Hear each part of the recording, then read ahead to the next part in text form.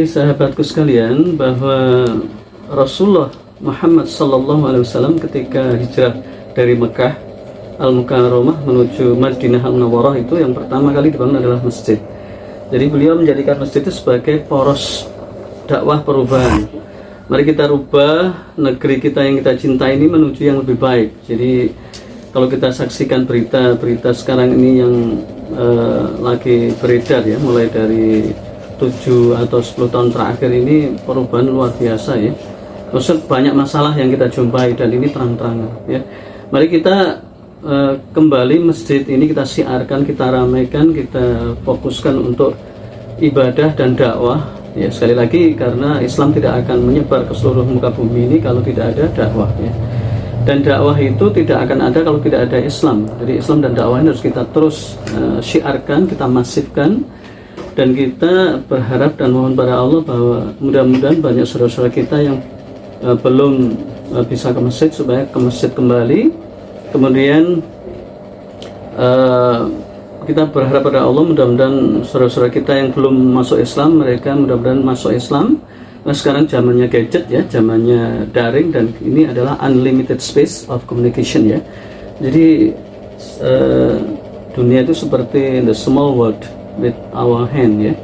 Jadi kalau saya melihat berita-berita tentang mu'alaf itu saya senang sekali, bahkan menangis sekali ya. Mulai dari artis Hollywood, bahkan mantan artis, ya begitulah, itu masuk Islam, taubat, alhamdulillah saya senang sekali. Mantan petinju, mantan perdana menteri, mantan selebriti, mantan banyak yang masuk Islam, masya Allah dan luar biasa. Nah, masjid di sisi lain, jadi masjid di luar negeri itu sekarang pesat perkembangannya, dan saya sedih masjid di negeri kita ini malah tambah redup karena pandemik atau plandemik tadi yang saya ceritakan. Maka lewat seruan video ini saya menyampaikan kepada Ikhwanul Kiram, semuanya saudara-saudaraku sekalian ya, our Muslim brothers in around the world, bahwa mari kita fungsikan kembali masjid. Karena masjid adalah sebagai poros perubahan, di mana Rasulullah SAW menjadikan masjid itu bahkan melebihi rumahnya ya. Kalau seorang saintis, seorang orang yang ahli dunia itu menjadikan kantornya, menjadikan laboratoriumnya itu sebagai rumah yang pertama setelah rumahnya, maka kita sebagai orang-orang beriman menjadikan masjid ini rumah yang pertama ya. Yang kedua adalah rumah kita. Jadi mari kita jadikan masjid ini tempat ibadah, tempat dakwah, tempat kajian, tempat apapun ya. Meskipun dakwah itu juga bisa di mana-mana. Dan kemudian kita harus berusaha untuk bersungguh-sungguh. Nah, yang terakhir saudaraku sekalian, kalau kita perhatikan, jadi kenapa sih negara kita ini sekarang lagi tidak akur ya, satu sama lain tidak akur, bahkan masya Allah ya, antara umat Islam saling terprovokasi, saling menyerang, saling ini dan seterusnya. Kemudian antara pejabat, antara partai, antara kiai, habaib dan seterusnya, antara masyarakat awam saling bertengkar. Jawabannya satu. Jadi masjid sekarang tidak makmur. Kalau masjid makmur, maka insya Allah umat akan akur ya. Negara akan subur ya, dan kita akan menjadi hamba yang bersyukur. Apa dalilnya? Ada di dalam surat Al-A'raf ayat ke 96 ya. A'udzu billahi minasyaitonir rajim. Bismillahirrahmanirrahim. Walau anna ahlal qura amanu wattaqau lafatahna 'alaihim barakatim minas sama'i wal ardh. Jadi walau anna, sekiranya ada ahlal qura amanu, sebuah penduduk negeri itu amanu, yang pertama adalah amanu, wattaqau, yang kedua bertakwa, melaksanakan perintah Allah dan menjalankan dan meninggalkan larangannya ya. Seluruh perintah Allah dilakukan, juga nafilah-nafilahnya, yang kedua adalah meninggalkan larangannya. Maka Allah akan kasih lam di situ, la fatahna, maka akan kami buka, kata Allah. Jadi lamnya itu adalah lam pasti ya. Akan kami buka, nanya itu adalah melibatkan manusia, melibatkan ciptaan Allah, melibatkan unsur lainnya. Barokati minas sama'i wal ardh, barokah dari langit dan bumi ya. Para ulama tafsir menafsirkan barokah dari langit itu berupa hujan yang bisa menyuburkan bumi ya. dan bumi ini keadilan, kesejahteraan, kesentosaan dan kebaikan ya. Maka syaratnya negara itu makmur dan rakyatnya akur, itu masjidnya harus makmur. Makmur itu banyak orang yang berbondong-bondong ke masjid, ibadah, dakwah, kemudian istighfar. Jadi Imam Syafi'i mengatakan bahwa tidak ada obat bagi bencana ya, khususnya COVID ini ya, itu kecuali istighfar. Wahai para dokter, saintis, Anda jangan sombong, Anda jangan merasa paling benar, karena sungguhnya ilmu Anda itu kecil. Ada Allah, dan Allah ya melalui para ulamanya Imam Syafi'i. Jadi Imam Syafi'i ini ulama yang multi talenta ya, dan beliau mengatakan bahwa obat dari segala obat pandemik itu adalah istighfar. Jadi sekarang ini banyak orang-orang yang melakukan dosa besar tapi nggak sadar, banyak orang yang murtad tapi nggak sadar, banyak orang yang bermaksiat tapi nggak sadar, banyak orang yang lalai tapi nggak sadar, banyak orang yang berbuat dosa tapi nggak sadar, dan itu kebanyakan.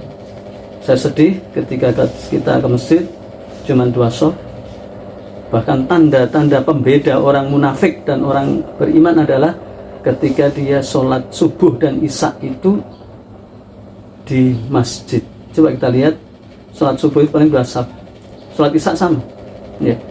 Dan tanda-tanda orang beriman adalah kalau sholat subuh dan isya-nya di masjid, itu berarti tanda-tanda orang beriman. Kalau dia males sholat di masjid, kalau dia males sholat isya dan subuh di masjid, itu tanda-tanda orang munafik. Berarti banyak ya orang-orang munafik di negeri ini ya Allah. Nanti kapan-kapan kita bahas ya. Sebenarnya semua itu oleh Allah sudah digambarkan ya. Surat Al-Baqarah ya, dari ayat 8 sampai 20, surat Al-Munafikun, dan surat-surat lain.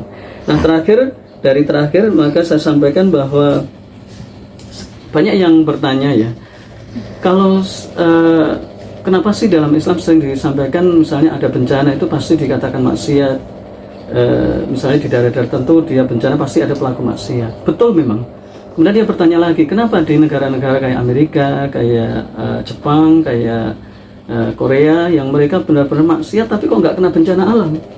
Maka akan saya jawab dan dicamkan baik-baik. Bentuk hinaan dari Allah berupa bencana itu ada 2. Yang pertama fisik. Fisik itu gempa bumi, kemudian kebakaran, kemudian topan, kemudian badai ya. Ada badai Katrina, badai Lovina dan sosnya, kemudian tsunami dan sosnya, itu fisik ya, yang sering kita jumpai di negara kita dan negara dunia lainnya. Yang kedua adalah mental. Ini lebih berbahaya. Misalnya di negara-negara barat yang mereka tidak mengenal agama. Mohon maaf kalau Anda mengatakan loh negara barat itu bukan Kristen, Anda salah. Mungkin kalau bahasa enaknya mereka Kristen KTP, padahal mereka bukan Kristen KTP. Mereka sudah ateis, sudah tidak percaya pada Allah, sudah tidak percaya pada Tuhan. Ya, mungkin kalau secara ini ya mereka asal muasalnya memang Kristen, tapi setelah bertahun berganti, zaman berubah, maka mereka menjadi ateis. Ya, banyak sekali mereka ateis. Alhamdulillah di masa pandemi 2 tahun ini mereka berbondong-bondong masuk Islam. Maka yang kedua, siksaan Allah yang kedua adalah berbentuk mental. Mental ini jauh lebih buruk daripada fisik. Kalau fisik misalnya gempa bumi sudah paling 1 jam, nggak sampai ya. Atau tsunami, atau misalnya kebakaran, ya nggak sampai 1 hari. Tapi yang namanya bencana psikis, namanya patologi sosial. Jadi penyakit sosial, misalnya stres, misalnya kekacauan, misalnya under pressure, misalnya broken home, misalnya broken heart, misalnya broken mental, misalnya broken iman, misalnya broken macam-macam broken, ini jauh lebih parah. Makanya LGBT itu subur di negara-negara yang kacau, negara-negara yang agama itu nggak dijadikan way of life, state of mind. Maka muncullah LGBT. Kenapa? Mereka itu hilang arah. Orang kalau hilang arah gimana? Anda misalnya naik mobil, naik motor, hilang arah gimana terus? Hilang kendali. Anda hidup ini misalnya nggak pakai agama, masya Allah, naudzubillah min dzalik ya. Jadi kalau orang kaya saja, kalau dia nggak pakai agama, kacau hidupnya, nggak ada arah, nggak ada nahkoda, nggak ada kendali. Gimana kalau orang miskin? Stres demi Allah, demi Allah, demi Allah. Jadi surat Al-A'raf tadi ayat 96 tadi itu sudah disyaratkan dua, beriman dan bertakwa. La fatahna alaihim barakatim minas sama, maka sama dari langit itu berupa hujan yang menyuburkan bumi, dan bumi ini wal ard ini bumi itu adalah tumbuh-tumbuhan atau keadilan atau kesejahteraan, kedamaian. Nah, kedamaian. Jadi rata-rata di negara-negara misalnya di Amerika itu banyak pemerkosaan, banyak pembunuhan, banyak stres ya. Mungkin ada yang bilang, loh kalau di Norwegia, Swedia kan nggak ada pemerkosaan. Memang, tapi LGBT meningkat. Tapi broken hearts itu meningkat, broken home meningkat, under pressure meningkat. Wah, kalau saya cerita tentang masalah-masalah patologi sosial, Masya Allah. Jadi demi Allah, saya kisahkan, kalau orang tidak beriman pada Allah, tidak menerapkan syariat Islam, maka dia akan hancur, hancur dan hancur. Ya. Kita bandingkan sajalah negara yang atau kota yang paling alim di muka bumi, Madinah ya bukan Mekah, Madinah. Dan kota yang paling resek itu adalah LA ya, atau Macau ya. LA sajalah yang lebih terkenal ya. Coba deh Anda lihat Madinah, padahal Arab ini belum tentu Islam. Jadi meski Islam dari sana, tapi belum tentu Islam. Jadi masih bukan 100% ya. Orang selama ini salah ya. Oh, Madinah Arab salah, Anda salah ya. Anda mengatakan Arab itu Islam, salah, Anda salah. Sekarang, apalagi sekarang ya, sekarang hedonisme itu di negara Arab tuh Masya Allah. Sirkuit aja di Qatar, di Bahrain, coba bayangkan, itu hura-hura, hedon banget. Maka Anda camkan baik-baik bahwa yang namanya musibah mental itu jauh lebih mengerikan ya. Jadi orang-orang yang disiksa oleh Allah dengan perantara mental itu sangat mengerikan. Di Madinah saja, meskipun tidak bisa dikatakan 100% Muslim atau syariat Islam, maksudnya 100% aturan itu Islam, itu saja coba pencurian nggak ada, pemerkosaan hampir-hampir jarang, dan orangnya baik semua.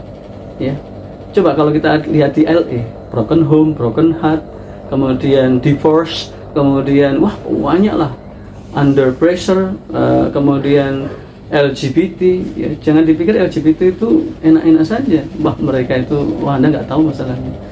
Kalau Anda tahu, Anda akan, mereka stres sebenarnya, tapi nggak cerita ke Anda. Loh, kok Anda tahu? Ya kita tahu karena kita kan ada banyak informasi.